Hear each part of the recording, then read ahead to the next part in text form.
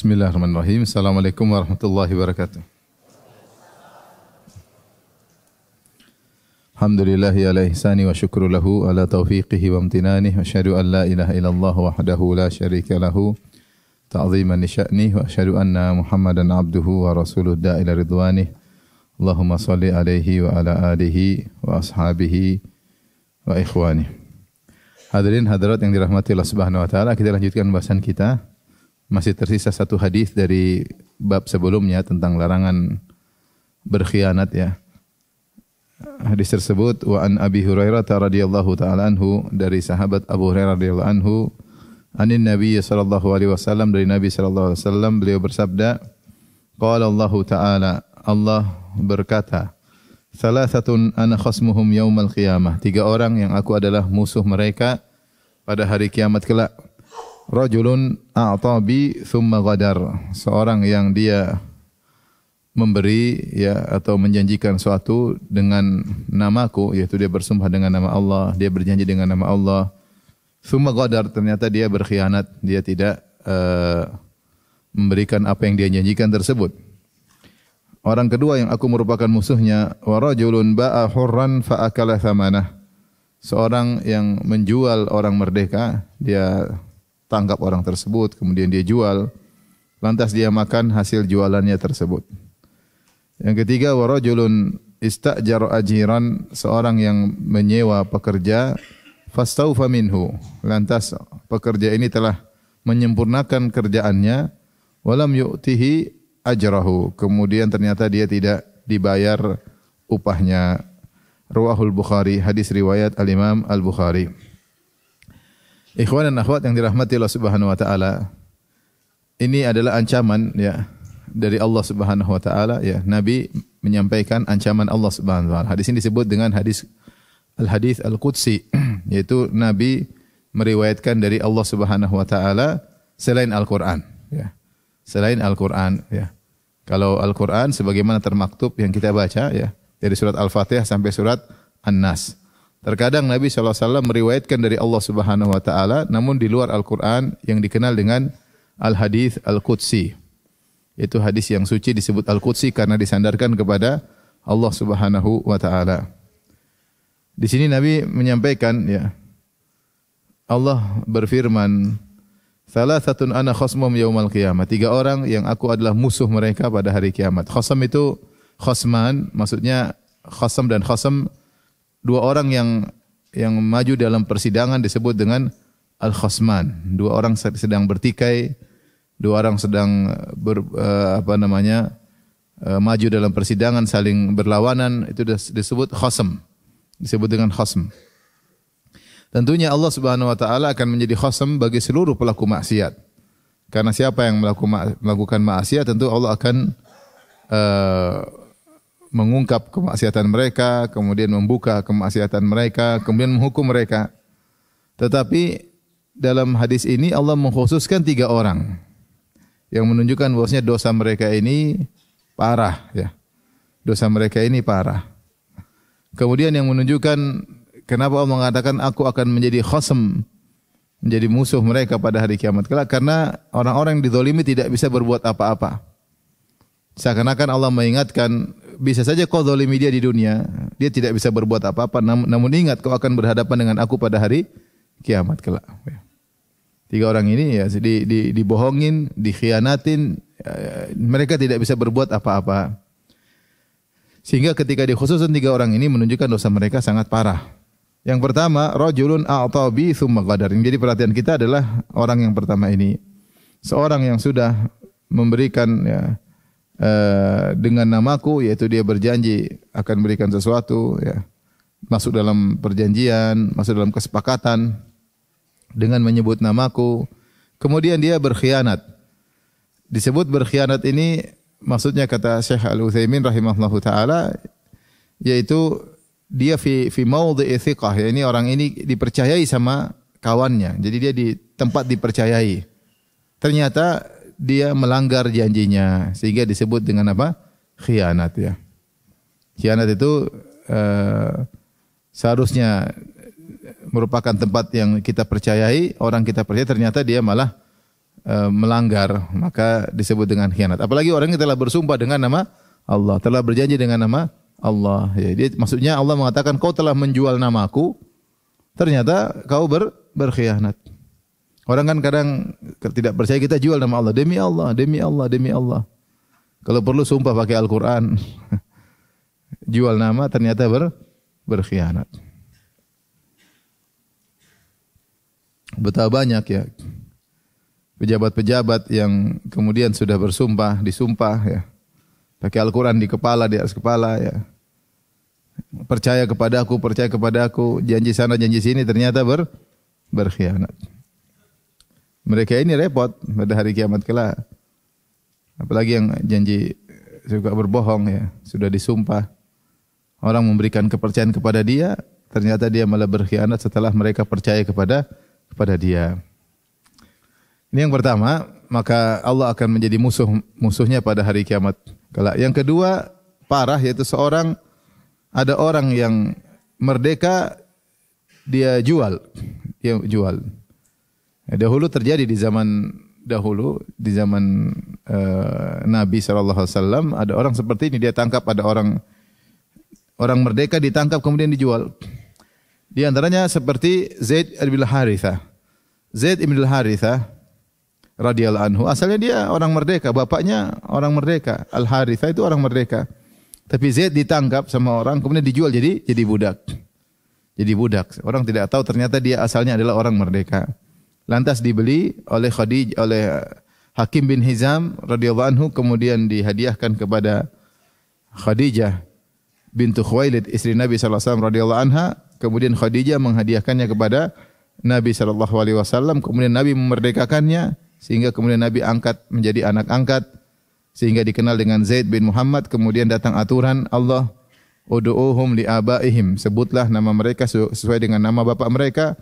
Akhirnya diputuslah aturan anak angkat, jadilah Zaid bin Al-Harithah. Tadinya Zaid bin Muhammad. Ini contoh yang terjadi di zaman Nabi sallallahu alaihi wasallam. Seperti yang terjadi sebelumnya pada Nabi Yusuf alaihissalam. Nabi Yusuf kan dijual sama kakak-kakaknya. Yusuf alaihissalam dibawa pergi oleh kakak-kakaknya, kemudian dibuka bajunya, ditaruh dalam sumur, sampai ada musafirin yang lewat kemudian beli Yusuf. Ya. Kata Allah, wa syawrahu bi thamanin bakhsin darahima ma'dudah. Kakak-kakaknya jual murah, udah berapa dirham, yang penting ambil nih budak kecil kami. Akhirnya budak tersebut padahal adik mereka sendiri dijual, jadi Yusuf dijual oleh kakak-kakaknya jadi budak bekerja tanpa digaji. Namanya budak bekerja tanpa digaji karena sudah dibeli. Kalau zaman sekarang mungkin sudah tidak ada, ya, tapi masih ada tersisa di sebagian tempat. Misalnya mereka mencuri anak-anak yang miskin, dicuri, kemudian dijual kepada penjahat-penjahat. Sebagian anak-anak tersebut dididik menjadi penjahat. Jadi anak masih kecil diambil, dijual kepada gembong-gembong penjahat, ya, atau bandar-bandar tertentu, kemudian dididik untuk menjadi bajingan, untuk jadi penjahat. Tidak punya ayah, tidak punya ibu, ya, dibeli oleh orang jahat. Wa'udzubillah, kemudian dididik menjadi orang-orang jahat. Ada yang seperti itu, ya. Ini tentu tidak diperbolehkan, ya. Mirip seperti ini sebagian ibu yang menjual anaknya, ya, misalnya. Dia jual anaknya, tidak mau pelihara anaknya, dia jual. Sebenarnya tidak dijual, cuma dia ambil uang dari orang, dia serahkan anaknya pada orang lain, kemudian dia berlepas diri, ya. Anak itu dijual kepada orang, dia mengambil uang dari penjualan terhadap anaknya. Ya, meskipun tidak dikatakan jual beli, tapi dia mengambil uang, harusnya dia merawat anaknya, dia tidak mau merawat anaknya, kemudian dia ambil uang dari hal tersebut. Ini adalah kezaliman terhadap sang anak. Maka orang seperti ini akan berhadapan dengan Allah pada hari kiamat kelak. Yang terakhir, orang ketiga, rajulun istajara ajiran, seorang yang memperkerjakan seorang pekerja. Ya. Fastaufa minhu, dan dia sudah bekerja dengan baik-baik, segala pekerjaan sudah dia kerjakan. Walam yu'ti ajrahu, kemudian tidak dibayar upahnya. Padahal Rasulullah SAW menganjurkan hendaknya kita memberi ajir, ya, pekerja kita kasih qabla an yajifa araku, sebelum keringatnya hendaknya kita kasih upah sama dia. Makanya kalau kita punya pembantu misalnya, punya supir ya, gaji bulanan misalnya harusnya tanggal 25 baca 24 lah, 23 menyenangkan hatinya ya. Sebelum waktunya kita apa kasih ya. Kalau kita ada kerja orang harian misalnya kerja sampai jam 5 sore, jam 4 kita udah kasih. Ya, Rasulullah menganjurkan dikasih sebelum kering keringatnya. Jadi kalau dia baru selesai kerja, ya, kita langsung kasih. Atau sebelum selesai kerja kita kasih, ya agar menyenangkan hatinya. Ya. Ini malah tidak dibayar. Ini malah tidak dibayar. Padahal dia sudah bekerja keras ya. Dan biasanya yang tidak dibayar biasanya orang-orang pekerja susah, yang dia cari kerja dengan setengah mati. Terkadang dia mengemis pekerjaan. Setelah dikasih pekerjaan, kemudian dia bekerja dengan totalitas, ternyata tidak digaji. Atau tidak digaji seluruhnya, cuma dibayar 80%, 70%. Ya. Padahal dia sangat membutuhkan uang tersebut untuk anak istrinya, untuk kehidupannya. Ini bahaya bagi para pemilik perusahaan, ya. Bagi yang punya pegawai-pegawai. Ya. Jangan sampai mereka demikian, tidak membayar pegawainya dengan sempurna. Karena kalau mereka tidak membayar dengan sempurna, maka mereka akan berhadapan dengan Allah pada hari kiamat. Pegawai ini mungkin tidak bisa berbuat apa-apa, ya. Tidak bisa urusan, tidak bisa sewa pengacara, tidak bisa, ya sudah, pasrah. Tapi ingat, meskipun dia lemah, ada belakang dia adalah Allah Subhanahu wa taala. Maka seorang bertakwa kepada Allah jika punya pegawai, punya pekerja harian atau pekerja bulanan atau pekerja kantor, jangan sampai mereka sudah bekerja dengan totalitas, kemudian kita tidak menunaikan gaji mereka, karena kita bakalan masuk dalam hadis ini, yaitu mempekerjakan pekerja, dia sudah totalitas bekerja, lantas kita sesuai dengan akad kita dengan dia, ternyata kita tidak memberi gajinya sempurna, apalagi kita bilang nanti aja bulan depan, kita tunda-tunda. Wah, ini bahaya. Ini bahaya ya. Ini akan berhadapan dengan Allah Subhanahu wa taala. Maka tiga orang ini adalah pelaku dosa-dosa besar yang mereka menzalimi orang-orang kecil, namun mereka akan berhadapan dengan Allah Subhanahu wa taala pada hari kiamat kelak. Tapi kita lanjutkan bab berikutnya, babun nahyi anil manni bil atiyah wa nahwiha. Bab larangan alman. Alman itu menyebut-nyebut mungkit-mungkit kebaikan yang telah dia lakukan, mungkit-mungkit pemberian yang dia berikan atau yang semisalnya. Dia sudah beri sesuatu kepada orang ini, dia ungkit, saya dulu yang kasih kamu ini, saya dulu bantu kamu ini. Yang semisalnya, misalnya dulu kamu masuk kantor kan saya yang kasih memo, ya misalnya ini. Ya. Dulu kamu kan saya yang bantu kamu waktu kamu masih miskin, saya ngantar kamu kenalkan kepada ini. Ini bukan pemberian tapi ini syafaat, itu pun dia ungkit-ungkit. Ini juga tidak boleh banyak. Jadi semua kebaikan yang pernah kita berikan kepada orang lain, apapun kebaikan tersebut berupa harta, materi atau jasa, kalau kita ungkit-ungkit itu namanya alman. Alman, dan akhirnya menggugurkan pahala kita. Meskipun kita ucapkan 20 tahun kemudian. Kita pernah bantu orang 20 tahun yang lalu. Kemudian setelah 20 tahun kita bilang, kau bukan yang dulu saya ginikan, saya yang giniin kamu, itu bantuan kita semua jadi hilang. Nilainya nol. Bahkan bukan cuma nol, bisa jadi mendatangkan dosa. Karena alman termasuk dosa besar adalah al-mannan, yaitu yang suka mungkit-mungkit kebaikan, menyakiti hati orang yang dibantu. Baik berupa materi maupun jasa apapun, kalau kita ungkit-ungkit maka menggugurkan pahala kita dan juga mendatangkan dosa bagi kita. Maka seorang waspada, kalau sudah berbuat kebaikan tidak usah terlalu banyak diingat, lupakan aja ya, lupakan aja. Ya, lupakan aja. Taib. Di sini Al-Imam Nawawi rahimahullah membawakan dalil dari Al-Qur'an dan juga dari sunnah ya.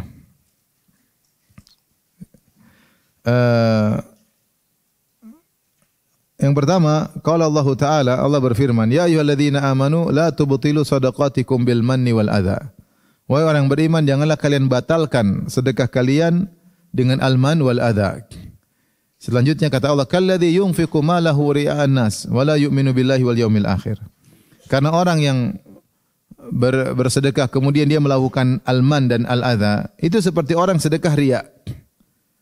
Seperti orang sedekah riya. Kalau orang sedekah riya itu tidak diterima sejak awal. Famathaluhu kamathali safwanin alaihi turab fa asabahu wabilun fatarakahu salda. Perumpamaan orang sedekah dengan riya itu seperti batu yang licin, di atasnya ada tanah.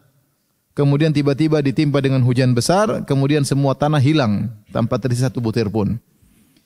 Orang yang bersedekah dengan riya, dia menyangka bahwasanya ada hasilnya di akhirat. Ibarat seperti batu yang licin diletakkan tanah di atasnya. Orang yang lihat semua tanah ini bagus kalau ditaruh biji benih akan segera tumbuh dengan subur karena tanahnya subur. Ternyata tanah tersebut tidak ada nilainya. Kenapa? Ternyata tanah tersebut yang kelihatan subur tadi berada di atas batu. Ternyata tidak mengakar ke dalam tanah, tapi di atas apa? Batu. Dan ternyata tanah tersebut kalau ditimpa dengan hujan, hilang semuanya. Ternyata batu. Tidak mungkin kita taruh benih di atas batu, tidak akan tumbuh.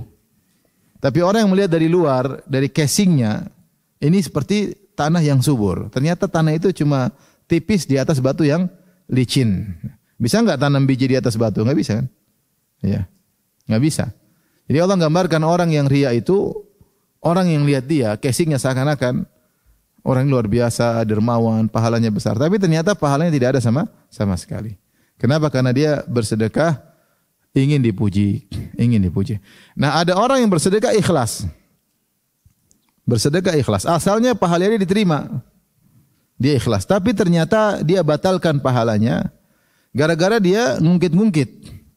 Nah, Allah mengatakan orang yang bersedekah ikhlas, kemudian ungkit-ungkit, batal pahala sedekahnya seperti orang yang riya sedekahnya. Padahal dia tidak riya, dia ikhlas. Cuma dia ungkit-ungkit. Jadi mengungkit-ungkit sedekah itu membatalkan sedekah sebagaimana orang yang sedekah batal karena riyanya. Apalagi sudah riya, kemudian ngungkit, double. Ini kita bicara orang ikhlas. Ikhlas, tapi kemudian dia ungkit. Maka ini membatalkan apa? Sedekah. Makanya Al-Imam Al-Ghazali rahimahullah berkata, bahwasanya asal dari al-man adalah hati. Orang ketika bersedekah tidak boleh dia merasa punya jasa sama orang tersebut. Jangan. Kapan dia merasa punya jasa sama orang tersebut, dia berusaha lawan. Ketika dia membiarkan hatinya bahwasanya saya punya jasa sama orang tersebut, suatu saat dia akan ungkit.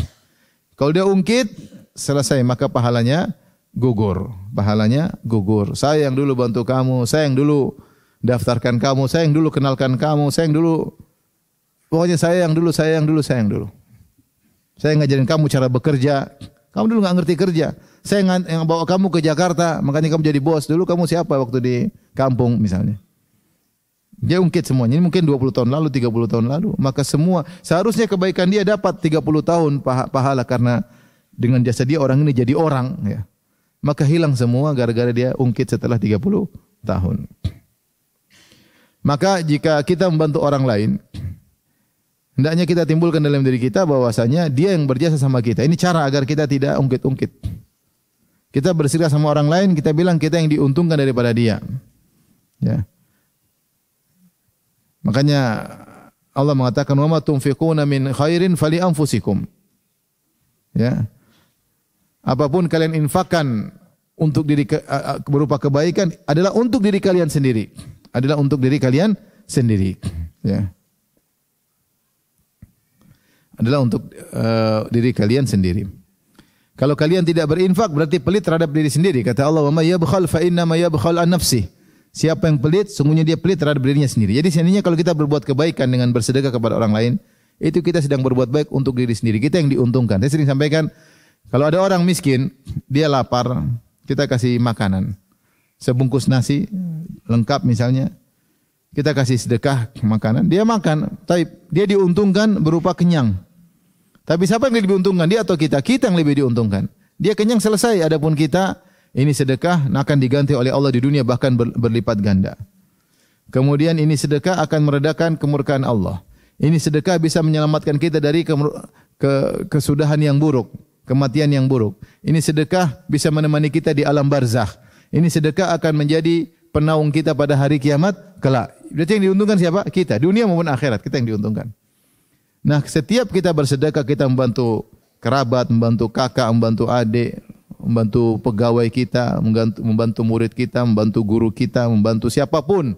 Kita bantu, dalam benak kita rubah bahwasanya saya yang dapat manfaat lebih daripada dia. Oleh karenanya ketika kita mindset kita seperti itu, saya yang lebih diuntung daripada dia, kita tidak merasa punya jasa sama dia. Tapi kita merasa sebaliknya dia yang punya jasa sama kita. Sederhana. Ada seorang, dia harta enggak banyak-banyak, terus dia melihara anak yatim di rumahnya. Subhanallah, ketika dia melihara anak yatim, Allah kasih harta berlipat ganda. Tapi dia cuma modal sedikit, mengurus anak yatim enggak banyak, kasih makan tiap hari, kasih sekolah. Tapi setelah itu Allah kasihkan rezeki yang banyak. Sebenarnya yang diuntungkan siapa? Yang punya jasa kita atau anak yatim? Anak yatim punya jasa sama kita. Saya pernah ketemu, saya mau sebut namanya, antum mungkin tahu, pengusaha besar. Saya ketemu dengan orang dekatnya, dia bilang, Ustaz, orang ini punya, dia meyakini bahwasanya membuat dia berhasil, dia punya darul aitam. Dia punya darul aitam. Punya rumah buat anak yatim, dia urus, usaha dia sukses di antara. Mungkin sebabnya di antara itu. Di antaranya dia punya rumah untuk anak yatim. Dia untuk biaya anak yatim tidak seberapa, tapi keuntungan yang dia dapatkan sangat banyak. Jadi pada hakikatnya sebenarnya dia yang berhutang kepada anak yatim tersebut. Ini kenyataan banyak terjadi. Orang yang perhatian sama anak yatim, apalagi diurus dengan benar diurus sesungguhnya, apalagi ditaruh di rumahnya, biasanya rezekinya lancar. Tapi dia sambung silaturahmi, dia kasih uang pada kakaknya, kasih adiknya, kasih ibunya. Dia keluarkan enggak seberapa, tapi Allah ganti di dunia, belum lagi ganti di akhirat. Jadi sebenarnya siapa yang berjasa? Yang berjasa mereka, bukan kita. Oleh karenanya kalau kita berbuat baik sama orang, kita rubah mindset kita. Jangan kita merasa saya berjasa sama dia. Kapan kita mengatakan saya berjasa sama dia? Suatu saat kita bisa ungkit. Ada potensi kita untuk mengungkitnya di kemudian hari. Kalau kita sudah ungkit, ini pahala kita bisa hilang. Jadi kata Al-Ghazali rahimahullah ta'ala, al-man awalnya dari hati. Itu merasa punya jasa sama orang lain. Maka kita tinggalkan hal tersebut. Oleh karenanya ketika Musa alaihissalam berdakwah kepada Fir'aun, maka Fir'aun ungkit. Kata Fir'aun, alam nurabbika fina walida, walabithta fina min umrika sinin. Wahai Musa, bukankah waktu kecil yang rawat kamu kami yang rawat kamu. Dan kau tinggal bertahun-tahun bersama kami. Artinya, saya kasih makan kau sampai kau jadi pemuda yang kuat, gagah dan macam-macam. Kan siapa yang kasih makan kau wahai Musa? Aku, kata Firaun. Dan ini tidak diingkari oleh Nabi Musa alaihissalam. Tapi Musa bantah. Ya. Tilka ni'matun tamunnuha alayya an abbatta bani Israel. Kata Musa, ya memang saya tidak ingkari kebaikan yang kau ungkit-ungkit terhadapku itu sebabnya karena kau memperbudak Bani Israel. Seandainya kau tidak membunuh anak-anak Bani Israel, saya tidak perlu tinggal di istanamu ya. Intinya kan Musa mau dibunuh.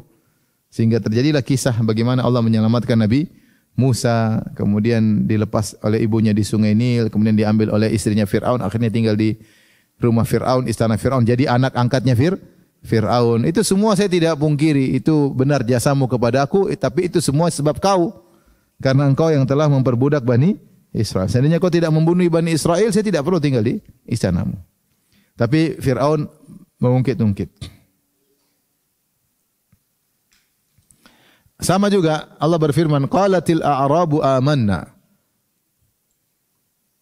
Yamunnuna 'alaika an aslamu, qul la tamunnu 'alayya islamakum, balillahu yamunnu 'alaikum an hadakum lil imani in kuntum shadiqin. Orang-orang Arab Badui mereka mengungkit-ungkit. Kata mereka, Muhammad, kami telah beriman. Seakan-akan mereka punya jasa kepada Rasulullah sallallahu alaihi wasallam. Kata Allah, yamunnuna 'alaika an aslamu. Mereka merasa punya jasa kepada engkau wahai Muhammad karena mereka sudah masuk Islam. Jelaskan kepada mereka, qul la tamunnu 'alayya islamakum.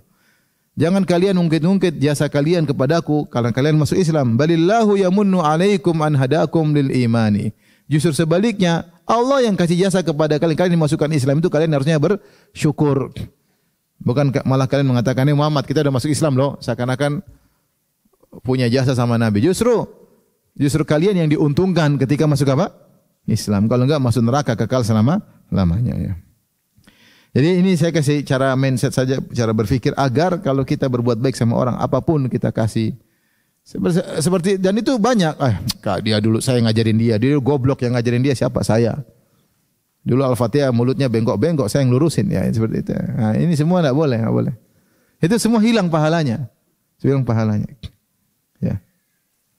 Itu semua hilang pahalanya. Tentunya yang dibaiki harus tahu diri. La yashkurullah man la yashkurun nas. Tidak tahu berterima kasih kepada Allah orang yang tidak tahu berterima kasih kepada manusia. Tetapi yang berbuat baik jangan ungkit-ungkit. Jangan ungkit-ungkit. Taib. Di sini Allah mengatakan, ya ayyuhalladzina amanu la tubtilu shadaqatikum bil manni wal adza. Wahai orang beriman, jangan kalian batalkan sedekah kalian dengan al-man wal adza. Al-man tadi ungkit-ungkit, al-adza mengganggu, menyakiti. Di antara bentuk menyakiti ada mungkit itu menyakiti. Di antara bentuk menyakiti seperti kita bantu orang tapi kita sakiti. Kita bilang dasar pengemis, kita kasih. Kamu tuh enggak punya malu minta-minta terus nih. Itu sama menyakiti. Allah mengatakan qaulun ma'rufun ya wa maghfiratun khairum min shadaqatin yatba'uha adza. Kata-kata yang baik. Terus bilang tidak bisa kasih, saya tidak bisa bantu kamu dengan kata-kata yang baik. Itu lebih baik daripada sedekah tapi kemudian diikuti dengan gangguan. Kalau kita pelit, bilang aja aduh maaf saya lagi enggak punya duit. Dalam hati tidak punya duit buat kamu ya. Kita pelit nih. Itu masih lebih baik daripada kita kasih tapi kita maki dia. Kamu memang ini dasar ini enggak punya malu minta-minta terus. Atau kita kasih dengan kaki misalnya, orang seperti itu, kasih dengan apa? Kaki. Jadi dulu dicerita ada sebuah travel besar yang bekerja sebagian ini cerita kalau bosnya waktu kita terima gaji setelah jadi guide kasih pakai kaki. Ngeri. Sombongnya luar biasa. Malah kasih itu bukan sedekah, itu gaji ya. Itu apa? Gaji ya, hak dia. Oleh karenanya daripada kita kasih sedekah tapi maki-maki dengan kata-kata yang menyakiti, mending tidak usah. Kata Allah lebih baik daripada kau kasih sedekah tapi kau susulkan dengan gangguan. Yatba'uha adza. Ya maka tidak etis, tidak usah ya. Makanya Allah mengatakan dalam surat Ad-Duha, "Wad-duha wal-laili idza saja ma wadda'aka rabbuka wa ma qala." Walal akhiratu khairul laka minal ula wala sawfa yu'tika rabbuka fatarda alam yajidka yatiman fa'awa. Allah mengatakan menyebutkan tentang nikmat Allah kepada Nabi Muhammad. Alam yajidka yatiman fa'awa, bukankah Allah mendapati engkau yatim lantas Allah menaungimu. Wa wajadaka dhallan fahada, bukankah Allah mendapati engkau tersesat yaitu kau belum punya ilmu. Fahada, lalu Allah berikan petunjuk kepadamu dan seterusnya. Ailan fa'agna, Allah dapati engkau miskin lalu Allah berikan engkau kecukupan. Setelah itu Allah mengatakan fa'ammal yatima fala taqhar. Adapun anak yatim jangan kau sewenang-wenang terhadapnya. Wa ammas sa'ila fala tanhar. Adapun orang minta-minta jangan kau bentak. Ya, Allah sebutkan nikmat kepada Nabi Muhammad. Nabi Muhammad juga dulu seperti itu ya. Yatim, miskin. Wa wajadaka ailan fa'agna. Allah dapati engkau miskin kemudian Allah berikan apa? Kecukupan. Ya, makanya Nabi SAW pernah merasakan itu semua. Makanya Rasulullah kalau berbicara tentang anak yatim dia benar-benar menghayati karena dia pernah apa ya? Yatim. Kalau bicara tentang orang miskin dia pernah menghayati karena dia pernah miskin. Sallallahu alaihi wasallam. Makanya Allah mengatakan wa ammal yatima fala taghar. Adapun anak yatim jangan sewenang-wenang. Jangan berbuat semaumu ya, kau seenakmu. Wa masaila fala tanhar. Adapun orang minta-minta jangan kau bentak. Kalau kau enggak mau kasih enggak usah dibentak-bentak. Ya, daripada kau kasih terus kau bentak-bentak dia. Jangan, mending enggak usah kasih ya. Bahkan Allah mengatakan ketika ada kerabat yang minta dan kita tidak bisa kasih, Allah ngajarin bagaimana caranya dalam surat Al-Isra. Kata Allah Subhanahu wa taala, wa imma tu'ridanna anhum ibtigha'a rahmatin min rabbika tarjuha faqul lahum qawlan maysura. Ya. Kalau kau tidak bisa, kau berpaling dari ada orang kerabat minta-minta. Ya, maka ucapkanlah, kau berharap bisa memberi di suatu saat yang lain, maka ucapkanlah kata-kata yang enak didengar, yang mudah. Kakak minta-minta, adik minta-minta, tante, om, sepupu, kerabat. Aduh belum ada, mudah-mudahan ada rezeki bulan depan. Jadi dia dengarnya enak. Jangan kita minta-minta melulu, kok enggak kerja melulu, nanti kok bersandar sama saya terus. Yang kita sakiti hati dia, ya enggak boleh. Kalau mau nasihat yang baik-baik, coba kamu bekerja, saya insya Allah bantu. Tuh coba ke sana. Jangan sakiti hati dia. Kalau enggak mau kasih, enggak usah kasih, tapi lebih bagus kita menyenangkan, belum ada, qadarullah lagi banyak kebutuhan, mohon maaf. Faqul lahu qawlan maisura. Ucapkanlah kata-kata yang enak didengar. Bukan malah membentak. Kadang sebagian orang, saya sering ditanya, sering sekali. Ustaz, ini kakak saya minta-minta melulu tiap bulan. Ustaz, adik saya minta-minta melulu. Ustaz, om saya minta melulu tiap bulan. Saya sering ditanya, bukan sekali dua kali, sering. Saya bilang, kau bersyukur tiap bulan sedekah. Bersyukur, sedekah yang besar nilainya, sedekah kepada kerabat.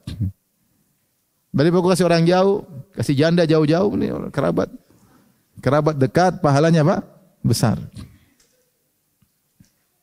Maka bersyukurlah engkau, Allah menjebak engkau dalam suatu kegiatan positif tiap bulan kau lakukan.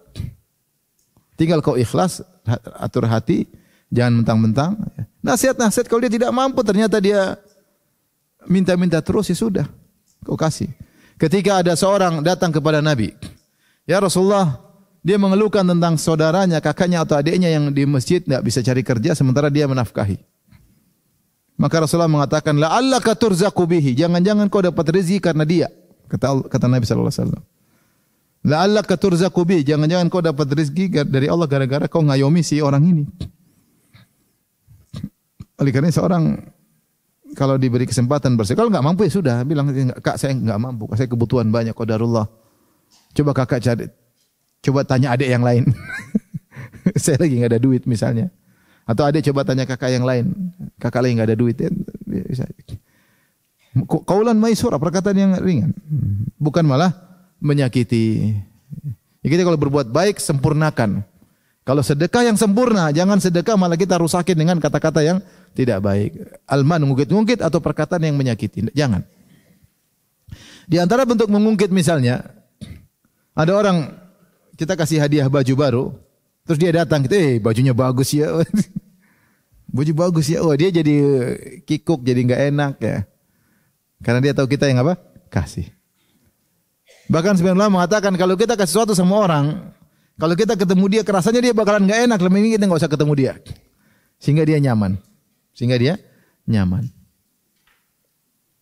Yang penting kalau kita sudah bantu orang, kita pastikan dia bahagia, jangan kita malah menyakiti apa? Hatinya.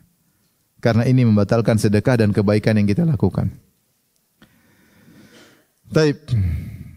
Kemudian ayat kedua Allah berfirman, wa qala ta'ala, Allah berfirman, alladzina yunfiquna amwalahum fi sabilillah thumma la yutbi'una ma anfaqu manna wala adha. Orang-orang menginfakkan harta mereka di jalan Allah, ikhlas. Thumma la yutbi'una ma anfaqu manna wala adha. Lahum ajrum inda rabbihim. Maka mereka kemudian setelah berinfak mereka tidak menyusulkan dengan mungkit-mungkit maupun menyakiti hati orang yang dibantu. Bagi mereka pahala yang besar dan ampunan dari Allah Subhanahu wa taala.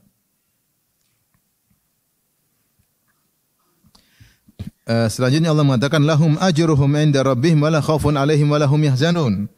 Barang siapa yang berinfak menginfakkan harta mereka di jalan Allah kemudian tidak disusulkan dengan ungkit-ungkit ataupun menyakiti, lahum ajrum inda rabbihim, maka mereka dapat pahala di sisi Allah.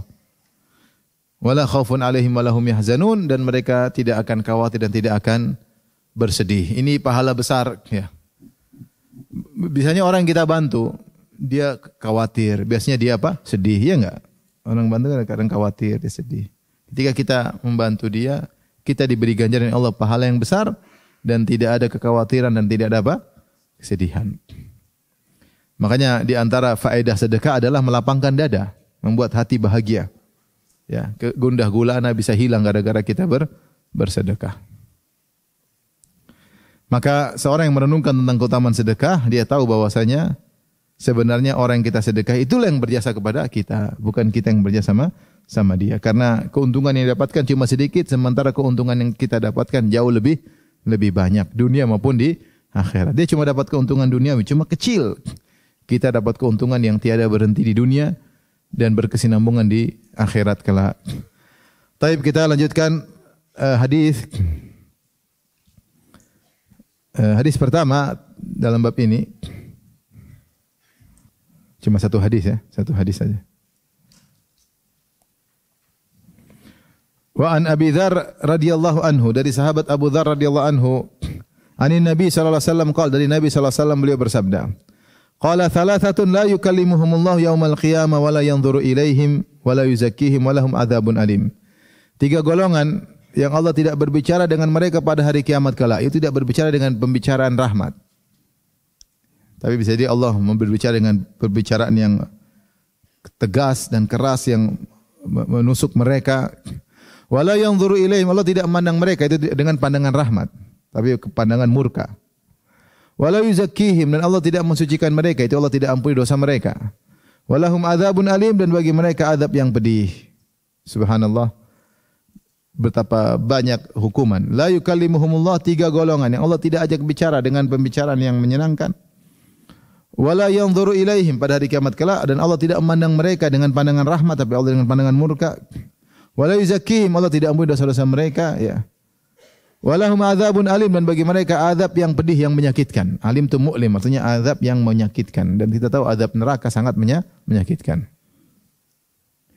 Wa yauma idzil la yu'adzibu adzabahu ahad wa la yuthiqu wathaqahu ahad. Kata Allah Subhanahu wa taala, pada hari tersebut tidak ada yang mengadab dengan seperti adabnya Allah, dan tidak ada yang membelenggu seperti belenggunya Allah. Kita sekarang dunia mungkin orang berinovasi dalam menyiksa orang lain.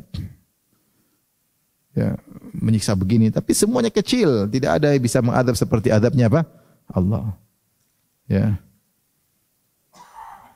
Inna batasya rabbika lasyadid, sungguhnya siksaan Rabbmu sangatlah keras. Di sini Allah mengatakan walahum adzabun alim, bagi mereka adab yang menyakitkan. Qala faqara'aha Rasulullah sallallahu alaihi wasallam salasa mirar. Rasulullah ulangi 3 kali. Salasatun, 3 golongan, la yukallimuhumullah yaumal qiyamati wa la yanzuru ilaihim wa la yuzakkihim wa lahum adzabun alim. 3 orang Allah tidak bicara dengan mereka pada hari kiamat, tidak memandang mereka, tidak mensucikan mereka, dan bagi mereka azab yang pedih. Rasulullah lagi yang ketiga, 3 orang yang Allah tidak berbicara dengan mereka pada hari kiamat kelak, tidak memandang pada mereka, tidak mensucikan mereka, dan bagi mereka azab yang pedih. Qala Abu Dzar, para sahabat, Abu Dzar berkata mengomentari sabda Nabi, karena Nabi ulang sampai 3 kali, khabu wa khasiru, sungguh merugi dan merugi, celaka dan merugi. Manhum ya Rasulullah, siapa mereka itu ya Rasulullah? 3 orang itu. Maka Rasulullah SAW mengatakan al-musbil, lelaki yang musbil. Wal mannan, al-mannan tadi yang ungkit-ungkit kebaikan yang dia lakukan. Wal munfiq atau munafiq sil'atahu bil halifil kadhib, seorang yang melariskan dagangannya dengan sumpah palsu, sumpah dusta. Rawahu Muslim. Wa fi riwayatan lahu al-musbilu izarahu. Dalam riwayat yang lain kata Nawawi, maksudnya orang yang mengisbalkan izarnya, itu sarungnya. Yakni al-musbil izarahu wa thawbahu, yaitu orang yang mengisbalkan, itu menjulurkan sarungnya atau jubahnya asfala minal ka'bain, di bawah dari mata kaki, lil khuyala, karena sombong. Karena sombong. Al-Mannan. Baik, kita lanjutkan. Di sini Imam Nawawi membawakan hadis tentang ancaman 3 orang yang celaka pada hari kiamat kelak. Yang pertama kata Nabi al-musbil, orang yang isbal. Hukum isbal, jika karena sombong, sepakat ulama. Jika karena sombong, sepakat ulama. Karena dia menunjukkan kekayaannya, karena dia gaya, karena sombong. Dulu orang-orang Arab, di antara cara mereka sombong, mereka julurkan pakaian mereka. Kalau karena sombong, sepakat ulama bahwasanya hukumnya adalah haram, bahkan termasuk dosa besar. Ya. Bahkan Rasulullah SAW mengancam, ma asfalaki minal ka'bain fa finnar. Semua yang di bawah kedua mata kaki masuk neraka. Ini ancaman yang besar. Seperti dalam hadis ini, Allah tidak melihatnya, Allah tidak memandangnya, Allah tidak bicara dengan dia, bagi dia adab yang pedih. Berarti kalau celana dipanjangkan karena sombong, ya, karena angkuh, maka dosa besar. Para ulama khilaf jika ternyata bukan karena sombong. Bukan karena sombong. Maka mayoritas berkata hukumnya makruh. Di antaranya Imam Nawawi sendiri, Imam Nawawi, Imam Syafi'i. Mereka mengatakan makruh tapi tidak sampai dosa. Bukan karena sombong. Sebagian ulama mengatakan meskipun tidak sombong dosa, di antaranya Ibnu Hajar rahimahullah dan Fathul Bari, di antaranya Az-Zahabi, di antaranya Ibnul Arabi, ya, Ibnul Arabi. Dan pendapat yang lebih kuat Allah alam bisawab, dia haram secara mutlak. Meskipun tidak sedahsyat kalau karena sombong. Tidak sedahsyat kalau karena sombong. Oleh karenanya Nabi SAW sering menegur sahabat yang terlihat sarungnya di bawah mata kaki. Rasulullah bilang, irfa izarak, angkat sarungmu. Rasulullah tidak pernah bertanya, ini sombong atau enggak ini? Kalau sombong angkat, kalau enggak apa-apa. Rasulullah enggak pernah tanya. Pokoknya ketemu orang isbal, Rasulullah suruh angkat. Tapi mungkin ada yang mengatakan, Ustaz kan mayoritas ulama mengatakan kalau tidak sombong tidak apa-apa. Bukan tidak apa-apa, makruh. Apa? Makruh.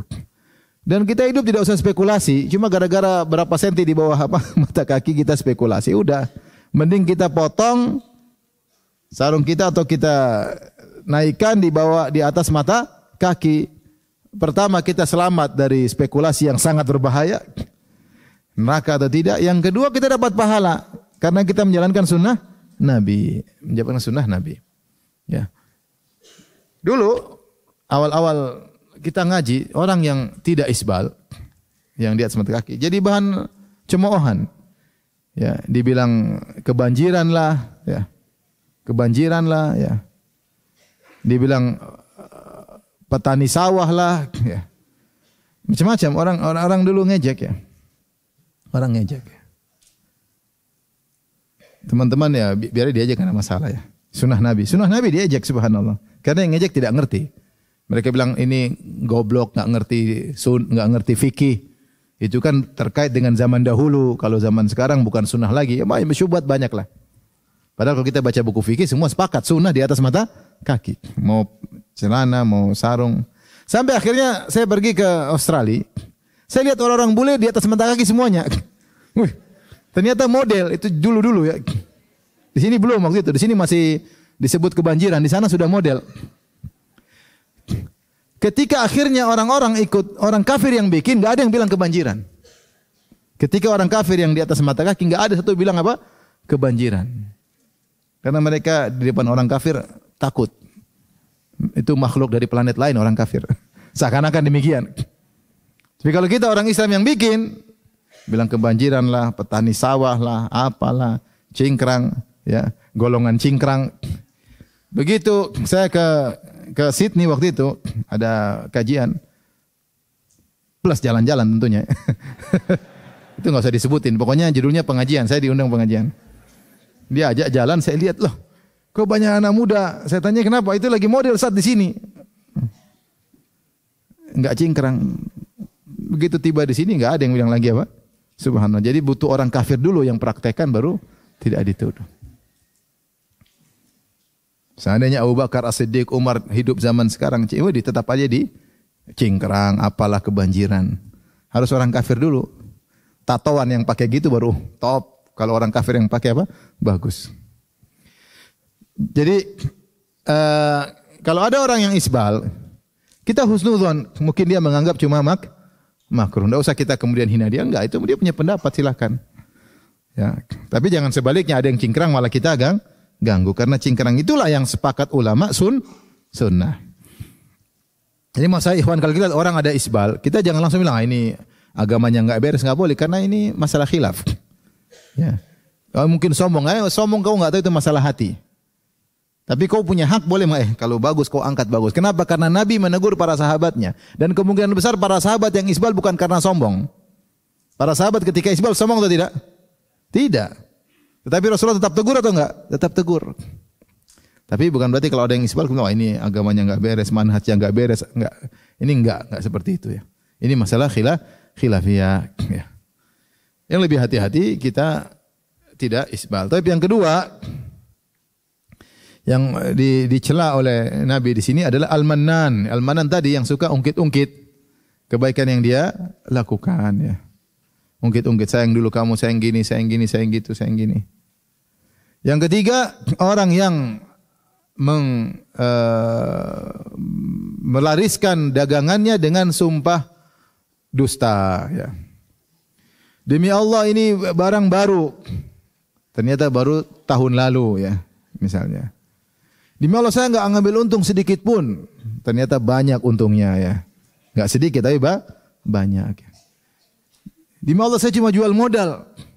Demi banyak orang demi Allah pakai demi Allah.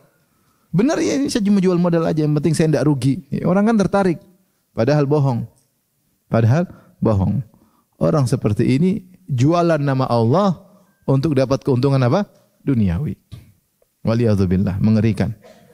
Seperti tadi, rajulun a'tabi tsumma qadar, seperti hadis sebelumnya. Seorang memberikan janji dengan menyebut namaku, ternyata dia berkhianat.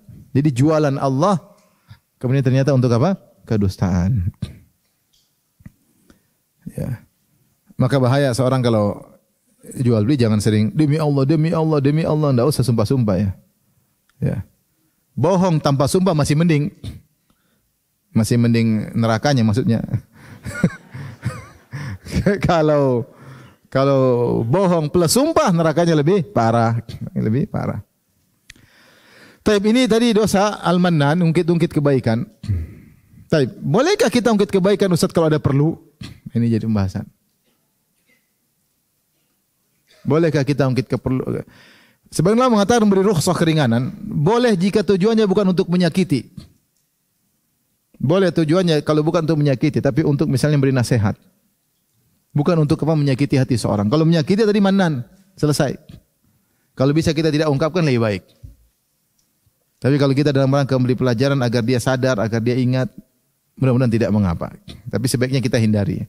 Sebagian ulama berdalil dengan Nabi Muhammad SAW ketika sebagian kaum Ansar sedih, Rasulullah mengatakan, "Alam ajidukum dhullalan fahadakumullahu bi." Kata Nabi, bukankah dulu aku dapat kalian dalam kondisi sesat, kemudian Allah beri hidayah kepada kalian dengan perantaraku. Ketika kaum Ansar sedih, ketika ada sebagian orang dikasih ghanimah yang banyak, kaum Ansar tidak dikasih. Ketika perang Hunain, maka Rasulullah SAW ingatkan, "Alam ajidukum dhullalan fahadakumullahu bi." Rasulullah mulai sebut 1, 2. Bukankah dulu kalian sesat, kemudian Allah beri petunjuk kepada kalian gara-gara aku? Kemudian Rasulullah sebutkan lagi. Ya. Karena ada tujuan Nabi SAW. Demikian juga diriwayatkan Syekhul Islam Taimiyah ketika dia dituduh macam-macam, ini dia ingin menepis dusta tersebut, tuduhan tersebut. Dia dipenjara, maka dia ingatkan, bukankah dulu yang memprovokasi para sultan untuk tetap bertahan melawan Tatar adalah aku? Bukankah dulu yang provokasi para pedagang untuk menginfakkan hartanya melawan pasukan Tatar adalah aku?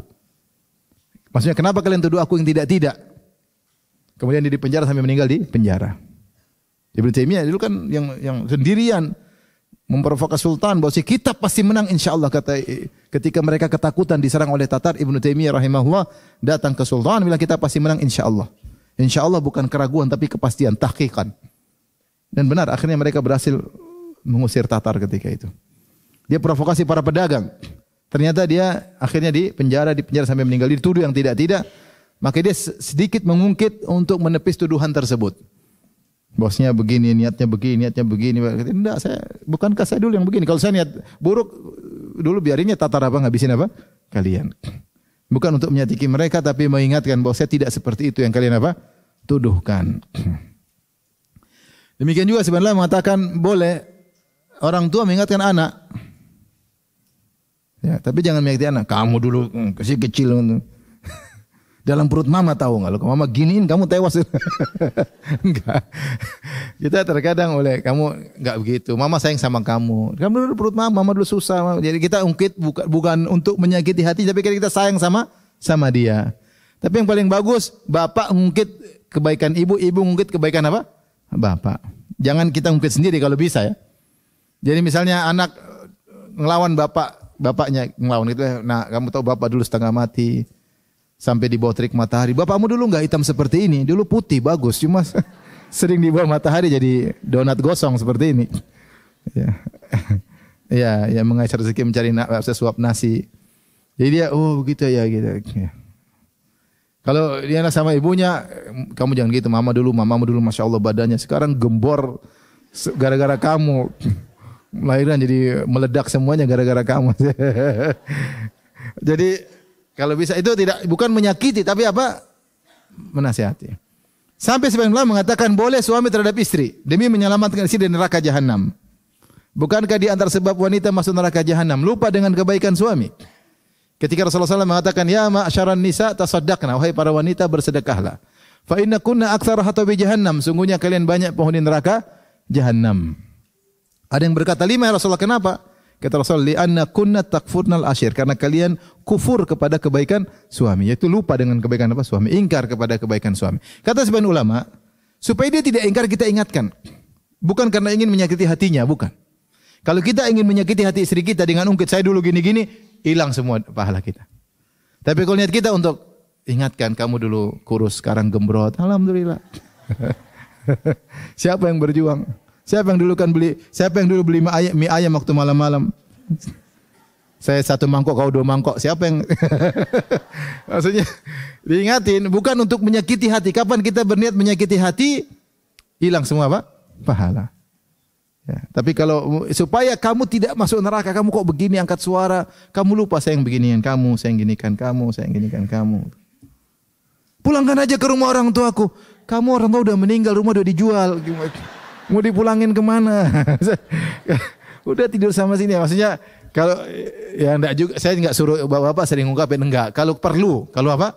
Perlu dan karena sayang, bukan karena menyakiti hati apa? Istri. Karena kalau kita tidak ingatkan, tadi terkadang wanita sering lupa. Sering lupa enggak ibu-ibu?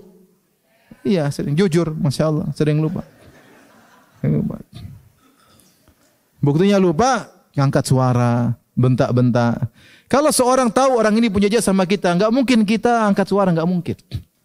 Ada orang baik sama kita, setiap bulan kasih kita makan, setiap bulan ini bajak kita jalan-jalan. Orang ini bukan siapa-siapa kita, dia kasih. Kita enggak mungkin nyakiti hatinya, enggak mungkin. Karena kita ingat kebaikannya. Tapi kalau kita lupa, kita marah sama dia karena kita lupa dia baik sama kita. Nah, inilah kondisi yang menyedihkan antara istri dan suami. Suaminya tiap hari kerja setengah mati dari pagi sampai sore, diomelin sama bosnya. Ada cewek-cewek di kantor ganggu dia enggak mau karena ada istrinya. Begitu pulang diomelin sama istrinya. Waliyadzubillah. Lupa bahwasanya suaminya tiap hari kerja keras sehingga dia berani angkat suara, bentak suaminya, perintah suaminya, perintahin. Karena lupa. Enggak mungkin enggak lupa. Kalau dia ingat dia pasti tidak berani begitu. Ini orang punya jasa sama saya. Ini orang bekerja keras. Ini orang gini, ini orang gini, orang gini, orang gini. Dia ingat, dia tidak akan begitu. Namun karena banyak wanita yang lupa, akhirnya bentak-bentak suami, angkat suara di atas suami, zalim sama suami, akhirnya masuk neraka jahanam. Suaminya tidak merasa aman dalam rumah. Dia menghilangkan keamanan dari hati suaminya. Wah, takut, rumah ketakutan sama istrinya. Maka ini tidak boleh. Maka kalau kondisi seperti ini, boleh seorang suami ungkit sedikit kebaikannya bukan untuk menyakiti. Kapan untuk menyakiti, maka itu hilang pahalanya. Tapi kalau untuk mengingatkan supaya istri sadar, mudah-mudahan tidak menganjurkan. Tapi saya tidak menganjurkan. Ini pendapat sebagian ulama. Ya, saya tidak menganjurkan. Saya cuma mengatakan ada sebagian ulama yang bolehkan dalam kondisi demikian. Jika tujuannya bukan untuk menyakiti hati, tapi untuk menyadarkan. Untuk menyadarkannya.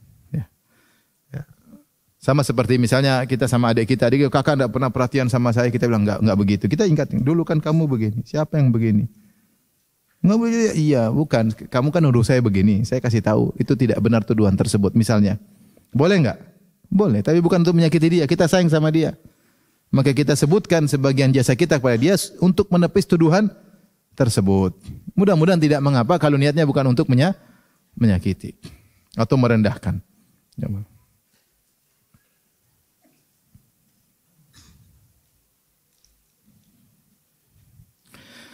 Baik, sampai sini saja kajian kita ya. Insyaallah kita lanjutkan pada kesempatan yang lain. Ada yang bertanya saya persilahkan. Wallahu taala a'lam bissawab.